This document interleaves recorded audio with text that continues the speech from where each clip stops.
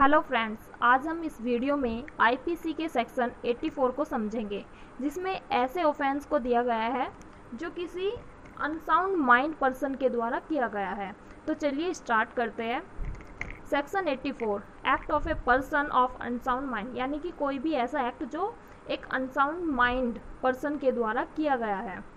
Nothing is an offence, यानी कि वह ऑफेंस नहीं होगा which is done by a person, जो ऐसे व्यक्ति के द्वारा किया जाएगा who at the time of doing it, यानी कि जिस टाइम पर वो ऑफेंस कर रहा है, by reason of unsoundness of mind, यानी कि दिमागी पागलपन की वजह से, is incapable of knowing the nature of the act.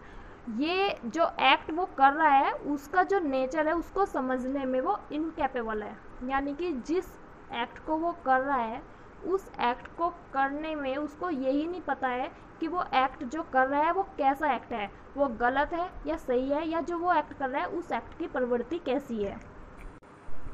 और that he is doing what is either wrong और कंट्रेरी टू लॉ, और जो वो एक्ट कर रहा है वो गलत है या कंट्रेरी टू लॉ है, यानी कि लॉ के विरुद्ध है।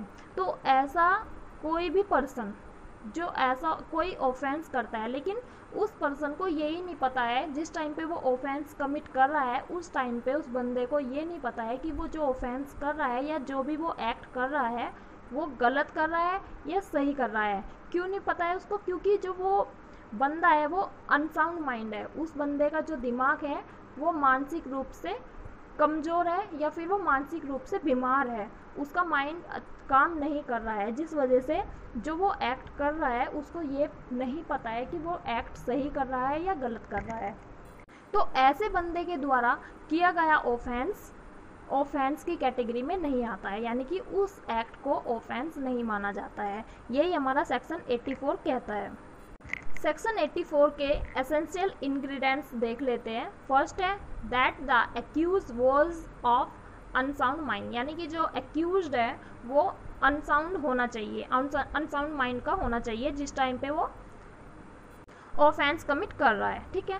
सेकंड है that he was of unsound mind at the time he did the act, यानी कि जिस टाइम पर वो एक्ट कर रहा है उस टाइम पर वो अनसाउंड होना चाहिए, नॉट मर्ली बिफोर और आफ्टर द एक्ट, यानी कि ऐसा नहीं होना चाहिए कि वो एक्ट करने से पहले या एक्ट करने के बाद में अनसाउंड हुआ है। ऐसा नहीं होना चाहिए कि कोई बंदा है वो पहले अनसाउंड था और वो जिस टाइम पे एक्ट कर रहा है उस टाइम पे वो ठीक है और बाद में वो फिर अनसाउंड हो जाता है, या कोई ऐसा बंदा है जो पहले अनसाउंड था बट वो बाद फिर ठीक होके एक्ट कर रहा है, या कोई ऐसा बंदा है जिस टाइम पे वो एक्ट कर रहा है उस टाइम पे वो ठीक है बट उसके बाद में वो अनसाउंड हो जाता है। तो ऐसा नहीं माना जाएगा। जिस टाइम पे वो एक्ट कर रहा है उस टाइम पे उस बंदे का अनसाउंड माइंड होना नेसेसरी है। ठीक है। नेक्स्ट है that as a result of unsoundness of mind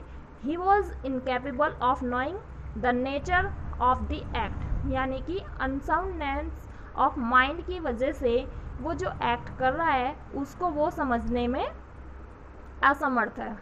and that what he was doing was either wrong और कंट्रेरी टू लॉ, और उसको ये भी नहीं पता है कि वो जो एक्ट कर रहा है वो गलत है या लॉ के अगेंस्ट है।